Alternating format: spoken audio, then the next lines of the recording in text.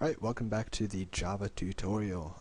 This is the second video in a series of tutorials in which I'm teaching you the Java programming language.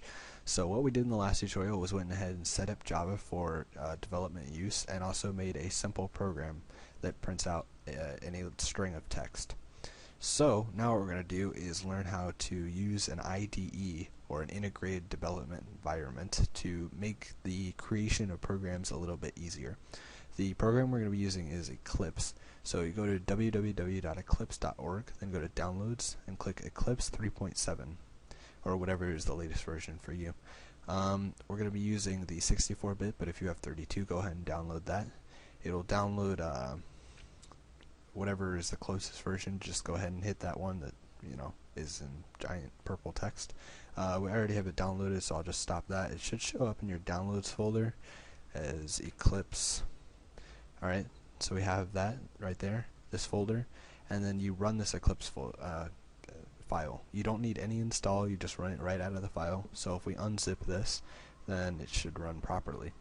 What I did was I went ahead and went to Program Files and unzipped it to this folder, just so it's there and it's organized and everything. So if we go ahead and run Eclipse, it should start up. As you can see, that my current version is 3.7 or Indigo. But there may be something different for you. So this is the environment we're going to be working in for the duration of the tutorial and for the series of tutorials.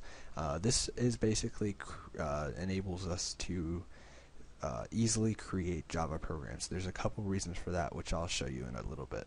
So we'll go ahead and create a file new Java project. We're basically going to be creating the Hello World app from last time, but we'll create it just in Eclipse just to show you how it works. We'll type hello world and then right click it, hit new class, and then we'll type hello world. Alright, so now you can see it's already set up some of the starting code for us, but we'll go ahead and set up what we did last time.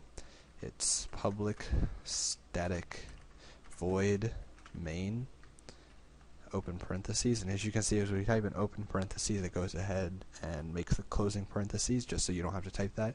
The same thing goes for quotation marks. It'll add a different one at the end, so you don't have to do all that work yourself. It's very helpful when you're writing a lot of code, but for now we'll just put string open bracket close bracket, same thing with those brackets, args.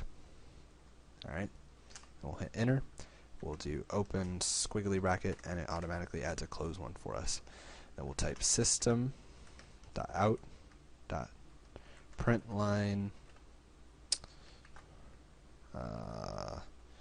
this is an effects dude 79 tutorial. Alright, and then we need the semicolon at the end, and this is our Java program from last time. Now, instead of having to go and compile all this, what's nice about Eclipse is it has a compile and run system from inside the IDE. So if we hit this green arrow, it will compile it and then run it automatically down here at the bottom. So go ahead and hit OK, and it will say this is an FXD79 tutorial, and that will print out whatever you have to say. Now, this is just basically how to use it. You create more packages, more Java files, and we'll get into that later. But for now, this is how you set up Eclipse, and I'll see you in the next tutorial if I want to continue coding.